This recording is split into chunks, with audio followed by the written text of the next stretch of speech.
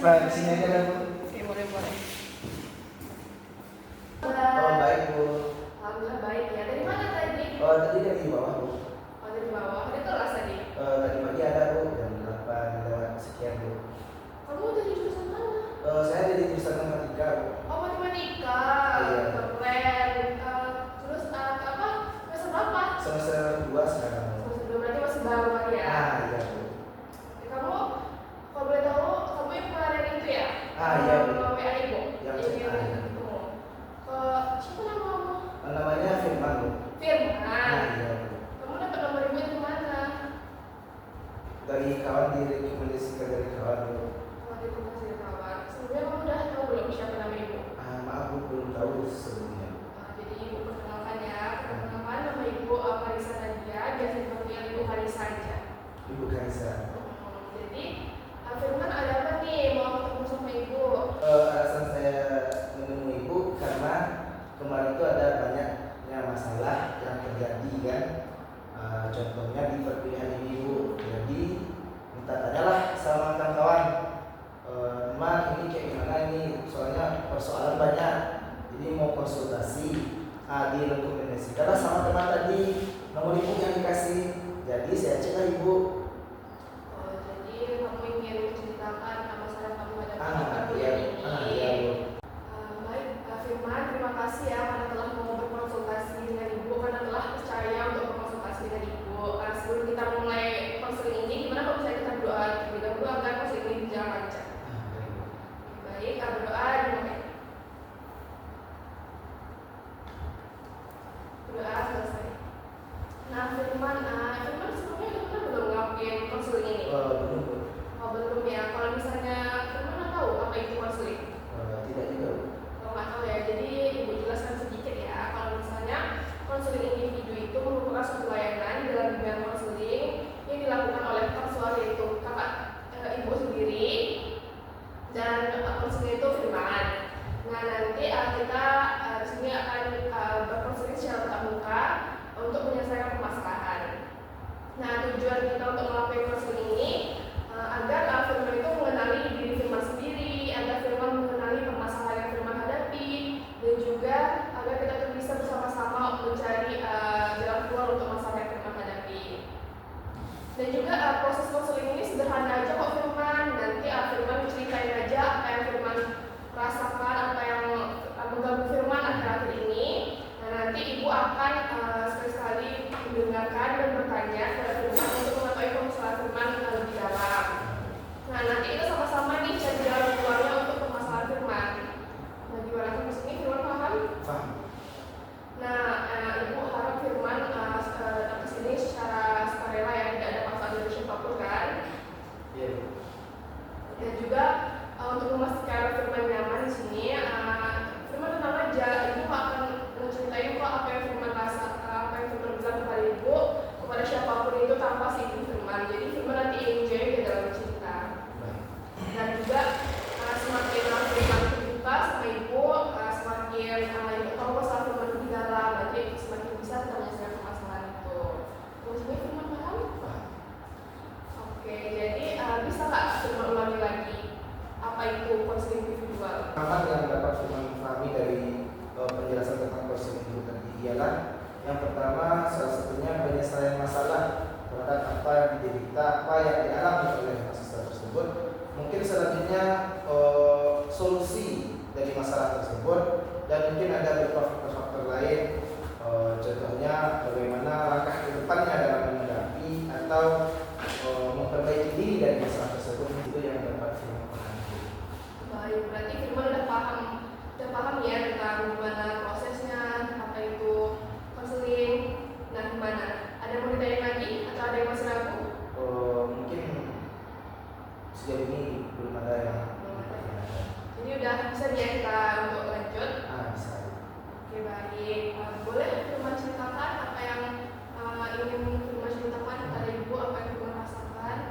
Persoalan yang pertama tentang masalah pribadi ini itu kan kemarin pas semester 1 gak ada kendala dalam tugas masuk dalam perkuliahan, tapi cuma di semester 2 ini banyak kali kendala. Misal ketika ingin masuk perkuliahan termasuk akal, malas saja Bu. Nah, ketika dalam membuat tugas dikeser-keser terus harinya Bu, hari satu baru dibuat Bu. Jadi mungkin banyak terkendala karena sering main game Bu kan. Nah, jadi terhambat untuk memulai perkuliahan. Dan di semester 1 biasanya tidak kayak gini Bu. Mungkin di semester 2 ini nggak tahu apa penyebabnya Bu. Kalau bisa dibilang dengan game, memang banyak main game daripada mengerjakan tugas. Mungkin salah satunya itu Bu. Oh, jadi Firman ngerasa kayak malas untuk tugas karena main game. Jadi Firman ada kegiatan lain selain berkuliah? Tidak ada.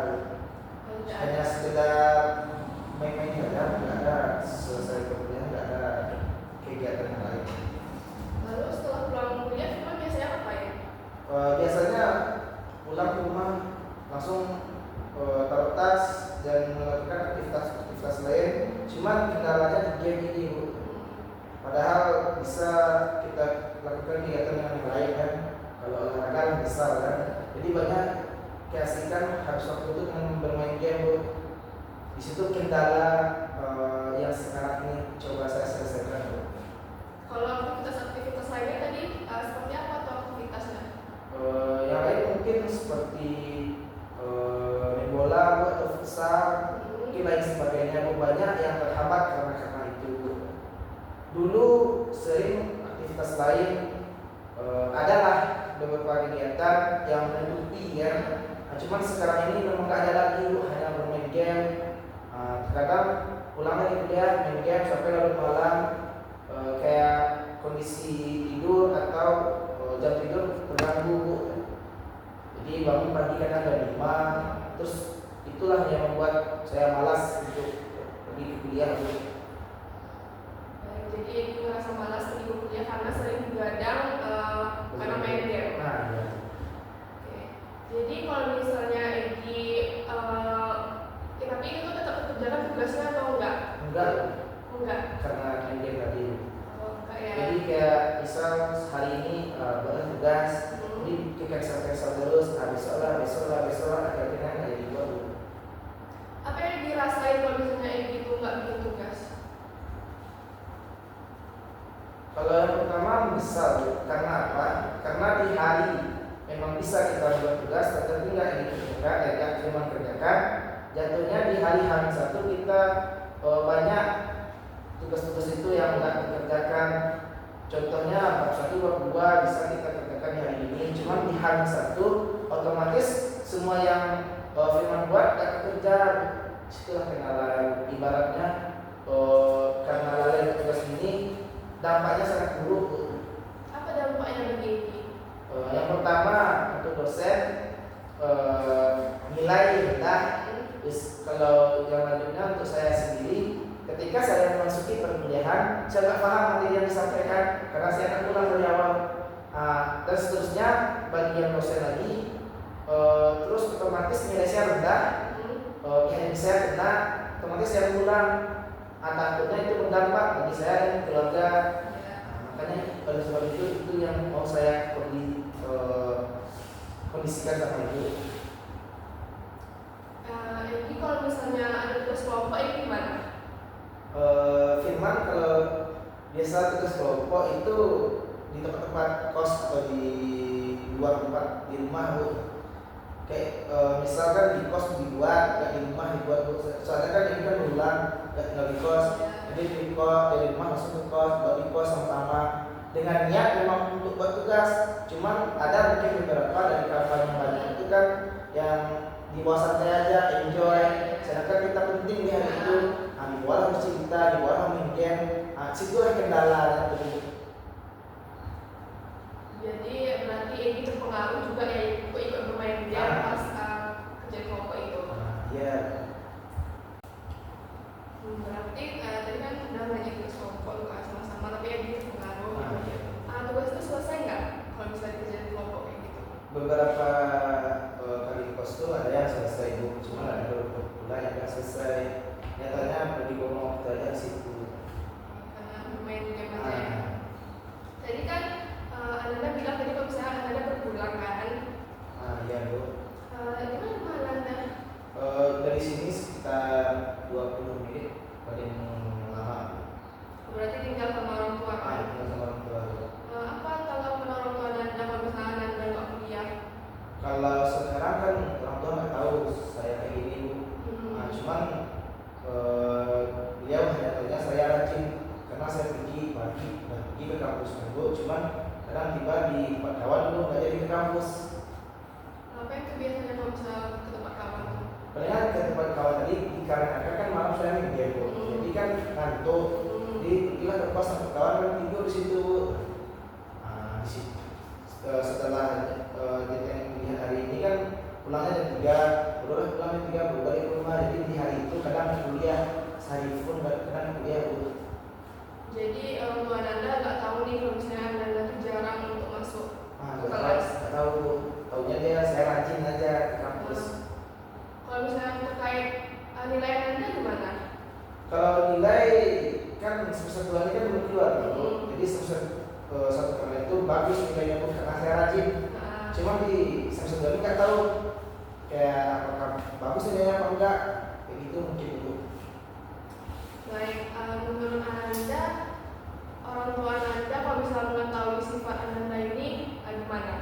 Kalau seandainya tahu orang tua saya sifat saya kayak gini Bu, mungkin dia akan kecewa atau akan merasa ditipu, dibohongi kan. Sedangkan dia tahu saya tiap hari pergi ke kuliah. Mungkin intinya dia kecewa aja Bu. Anda udah tahu kan kalau misalnya orang tua Anda itu pastinya bakal kecewa. Tahu Bu. Jadi Anda tadi kan kegiatannya itu kan apa ya tadi kegiatannya bermain futsal, terus Bola.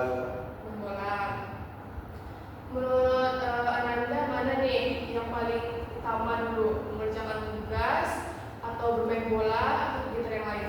Kalau dibahas secara umum Bu, mungkin lebih prioritas perkuliahan sama tugas. Cuman kan realita yang saya kerjakan, saya lebih mementingkan bermain futsal atau bola tadi Bu. Itu secara umum perkuliahan lebih penting. Cuman kenyataan yang saya lakukan, saya lebih memilih bola Bu. Ananda kalau misalnya main bola mainnya tiap hari atau gimana? Mungkin seminggu itu 2 kali Bu. Kalau seminggu kan cuma 2 kali kan? Iya Bu. Oke. Baik. Jadi apa yang udah mencoba untuk mengatasi masalah ini? Kalau mengatasi masalah ini belum lagi Bu. Makanya saya minta pandangan Ibu tentang persoalan saya Bu. Oh, jadi berarti belum sama sekali ya dicoba. Oke. Kapan nih Egy terakhir kali semangat untuk pergi kuliah, mengerjakan tugas?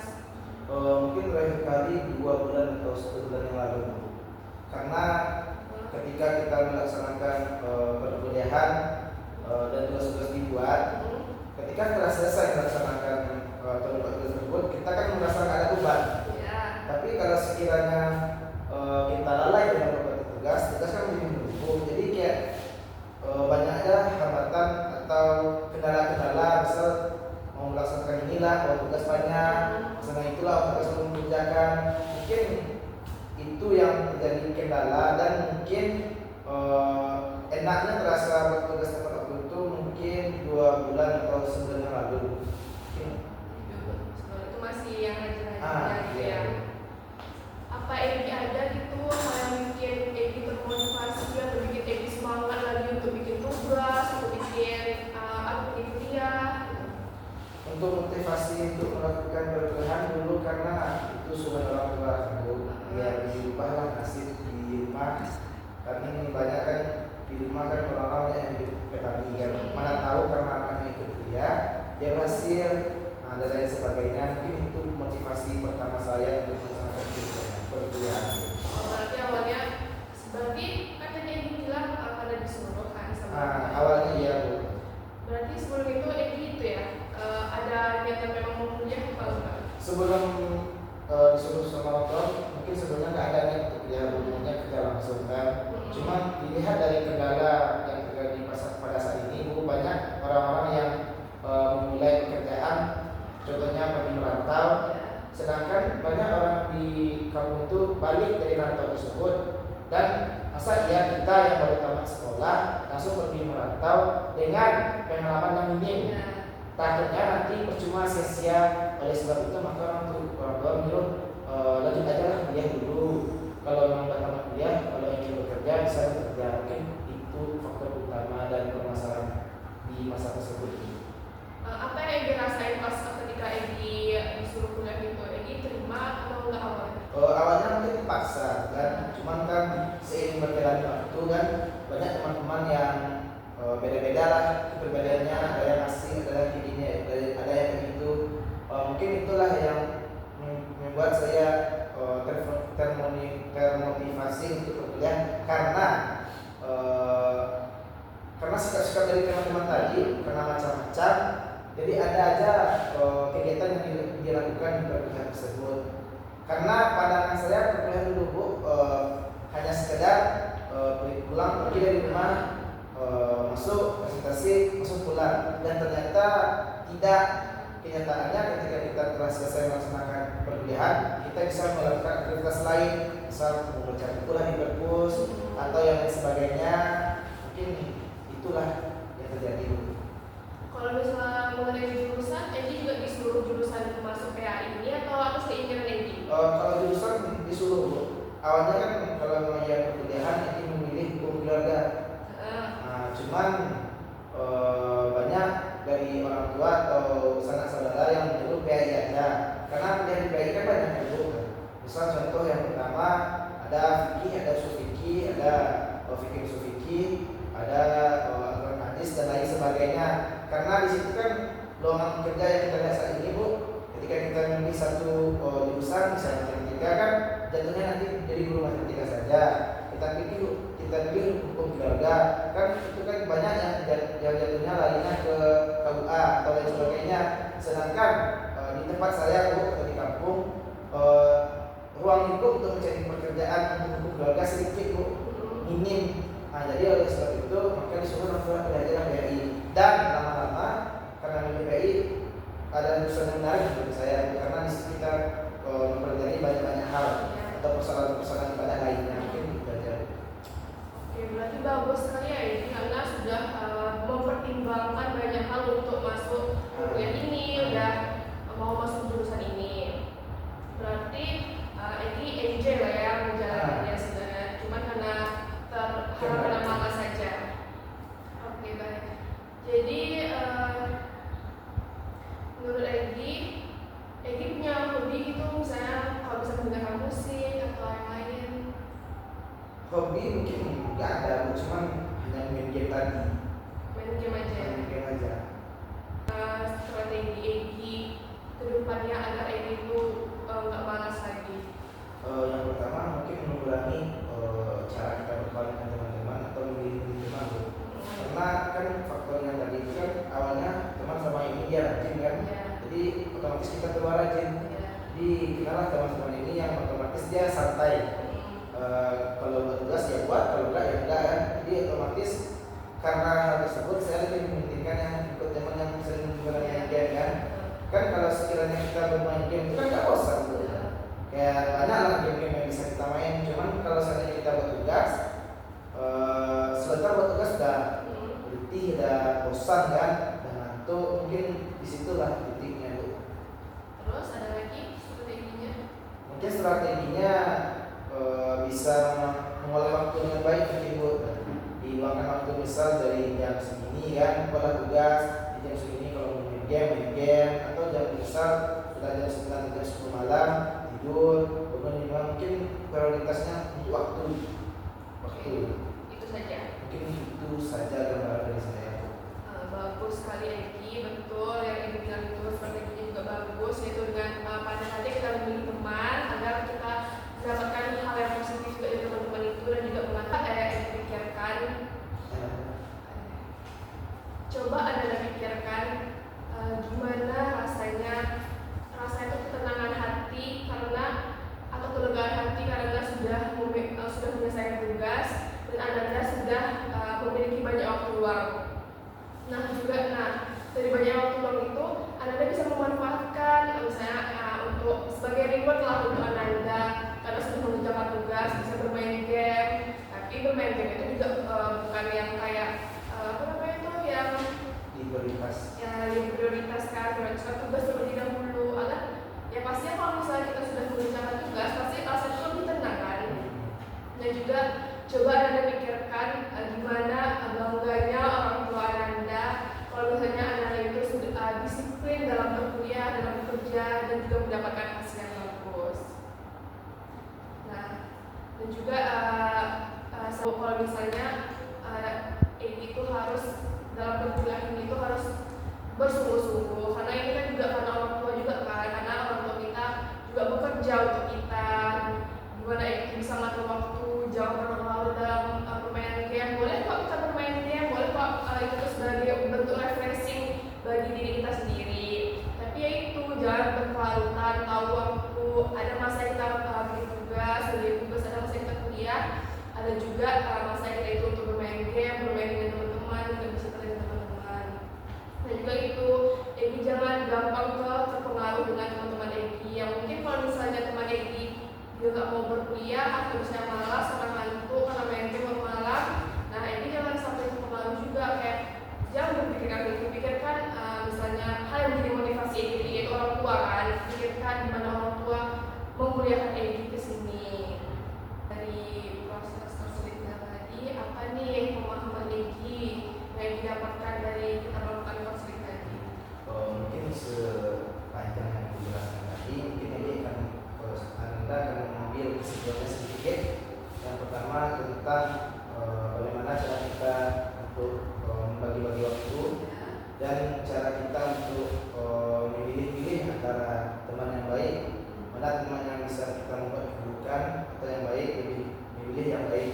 Dan kita harus ingat kembali apa tujuan kita ke sini, ngapain kita kuliah, dan apa gunanya kita membuat tugas. Dan mungkin selanjutnya dari apa yang Ibu sampaikan tadi, mungkin setidaknya pendek atau panjangnya yang diceritakan, mungkin intinya kalau kita melakukan hal tersebut lebih baiknya sebelum kita memulai tersebut lebih